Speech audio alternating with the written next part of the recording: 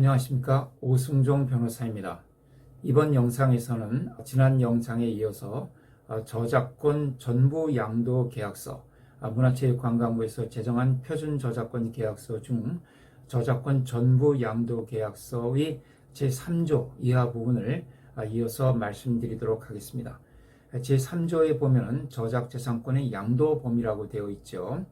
그래서 1항에서 본 계약에 의한 저작재산권의 양도 범위는 복제권 등 저작재산권 일체를 의미한다 하고 되어 있는데, 그 제2항이 중요한 의미를 갖습니다. 자, 이제 전부 양도 계약서이기 때문에 저작재산권 전부를 양도를 하는데, 그럼에도 불구하고 저작재산권 중 2차적 저작물 작성권은 양도되지 않은 것으로 본다는 것입니다. 양도되지 않은 것으로 본다. 무엇이 2차적 저작물 작성권은? 자, 2차적 저작물이란 것이 무엇인가요? 2차적 저작물은 원저작물을 번역, 편곡, 변형, 각색, 영상 제작, 이와 같이 어떤 원저작물을 수정해서 원저작물의 새로운 창작을 가미해서 만들어지는 것이 2차적 저작물이죠. 이런 2차적 저작물을 작성할 권리를 누가 갖느냐 하는 것은 실무에서 정말 너무너무 중요한 부분입니다. 이것이 저작권 계약을 체결할 때 항상 쟁점이 되는 부분이거든요. 권리자는 2차적 저작물 작성권을 계속 자기가 갖고자 하고, 또 반면에 이용자는 2차적 저작물 작성권을 반드시 자기가 양도받기를 원합니다. 그래서 이것이 항상 쟁점이 되는데요. 예를 들어서 이런 경우를 한번 생각을 해보시죠. 제가 그 프로그램을 개발하는 업자입니다. 그래서 어떤 그 회사로부터 그 회사의 회계관리 프로그램을 개발해달라는 그런 의뢰를 받았어요. 그래서 제가 그 회사를 위해서 어떤 회계 프로그램을 하나 개발을 했습니다. 그래서 그 회계 프로그램에 대한 일체의 저작재산권을 이제 양도하게 되었습니다. 그 개발된 프로그램에 대해서. 자, 그랬는데 나중에 이 프로그램을 업그레이드 해야 되는 상황이 생기거든요. 회계 시스템이 변경이 된다든가 회계 기준이 변경된다든가 하게 되면은 이 프로그램을 업그레이드 해야 되는 경우가 생기죠. 업그레이드를 하게 되면 이것이 원래의 프로그램에 대해서 수정하고 새로운 창작성을 가미하게 되기 때문에 이 업그레이드 하게 되면 바로 그것이 원 프로그램에 대한 2차적 저작물이 됩니다. 그러면은 만약 이 2차적 저작물 작성권을 회사가 갖고 있지 못하다면은 회사는 그 업그레이드 판을 만들기 위해서 저를 반드시 찾아가야 되죠. 저한테 의뢰를 해야 됩니다. 왜냐하면 그 업그레이드 판, 즉 2차적 저작물을 만들 수 있는 권리는 저에게 있기 때문에 회사가 그것을 임의로 만들 수가 없고 반드시 원저작자를 찾아와서 그 업그레이드 판을 만들어 달라고 요청을 해야 됩니다. 그렇게 되면 어떻게 됩니까? 가격을 제가 비싸게 부를 수가 있죠. 제가 아니면은 다른 사람은 하면 안 되니까.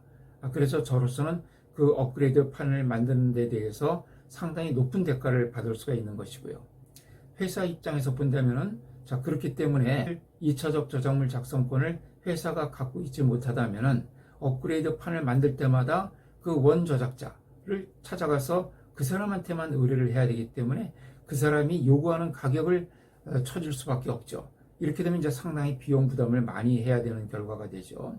그래서 이렇게 업그레이드판 또는 수정판을 누가 갖느냐 하는 것은 그 이해관계가 굉장히 중요하게 갈리게 됩니다. 개발자 입장에서는 반드시 자기가 갖고자 하는 것이고, 또 회사의 입장에서는 또 회사가 이 부분을 반드시 보유해야 되는 그런 필요성이 생기게 됩니다. 그래서 2차적 저작물 작성권을 누가 갖느냐를 가지고 이제 항상 다툼이 벌어지게 되고, 계약서를 체결할 때도 이 부분을 누가 갖느냐를 가지고 항상 줄다리기를 하게 됩니다. 그런데 이제 이 표준계약서에서는 2차적 저작물 작성권은 원칙적으로 양도가 되지 않는 것으로 본다는 거죠. 그러니까 원저작자에게 남아있는 것으로 보겠다는 겁니다. 우리 저작권법 제45조 2항에서도 규정을 두고 있습니다. 그래서 저작권을 양도할 때 우리 저작권법 45조 2항에 보시면은 이렇게 되어 있습니다. 저작재산권이 전부를 양도하는 경우에 특약이 없는 때에는 2차적 저작물을 작성해서 이용할 권리는 포함되지 않는 것으로 추정한다. 다시 말하면 저작권 양도 계약을 체결을 했는데 그 양도계약에 뭐라고 되어 있냐면은 저작재산권 일체를 양도한다고 규정되어 있는 경우에도 2차적 저작물 작성권은 넘어가지 않는 것으로 추정을 한다는 것입니다. 그래서 2차적 저작물 작성권까지 양도받기 위해서는 특별히 그 계약서에 2차적 저작물 작성권 포함 이렇게 명시를 해 주어야 되지, 2차적 저작물 작성권이라는 그런 명시적인 문구 없이 그냥 저작재산권 일체를 양도한다고 하면은 다른 저작재산권은 다 넘어가지면은 2차적 저작물 작성권은 넘어가지 않는다는 것입니다. 자, 이것을 문화체육관광부의 표준계약서에서도 원칙으로 하고 있는 겁니다. 그러니까 일체의 저작재산권 양도한다, 이렇게 되어 있지만 그럼에도 불구하고 2차적 저작물 작성권은 양도되지 않은 것으로 보겠다. 즉 아까 예를 든 제가 개발자고 회사가 저작권을 양도받는 경우라고 한다면은 제가 일체의 저작재산권을 회사에 양도했다고 하더라도 2차적 저작물 작성권, 즉 업그레이드판, 수정판을 만들 수 있는 권리는 개발자인 저에게 남아있는 것으로 보겠다는 겁니다. 다만 2차적 저작물 작성권까지 넘겨가기 위해서는 이제 특별한 규정이 필요하겠죠. 그래서 그 경우에는 제14조에 따라 별도로 정한다. 바로 이제 이 14조가 뒤에서 보겠지만 부속 합의서거든요. 그러니까 별도의 합의를 해라. 그러니까 2차적 저작물 작성권까지 넘기기 위해서는 별도의 합의를 하라고 하는 것이죠. 그래서 회사의 입장에서 2차적 저작물 작성권까지 양도받기 위해서는 제14조에서 별도의 부속 합의를 해야 된다는 것입니다. 자, 이 정도를 알아주시고요. 이런 2차적 저작물은 이제 굉장히 중요합니다.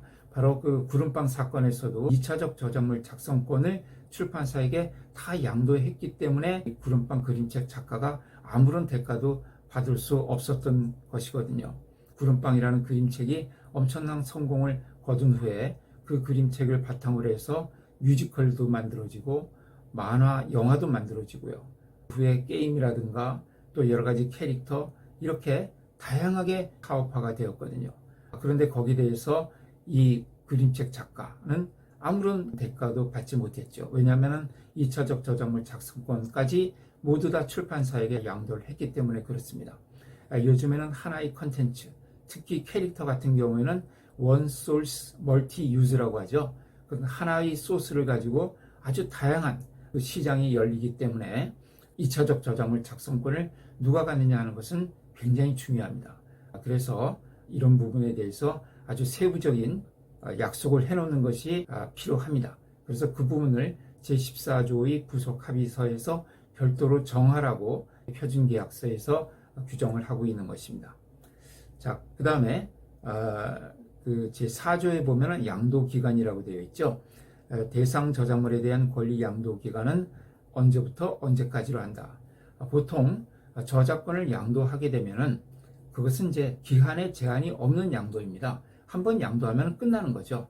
그때부터는 그 양도받은 사람이 저작권자가 되고 나중에 다시 그 저작권을 돌려받는다는 것은 원칙적인 모습은 아닙니다. 그래서 여기 양도기간이라고 되어 있는 것은 상당히 좀 그 예외적인 규정이라고 볼 수가 있는 것이죠.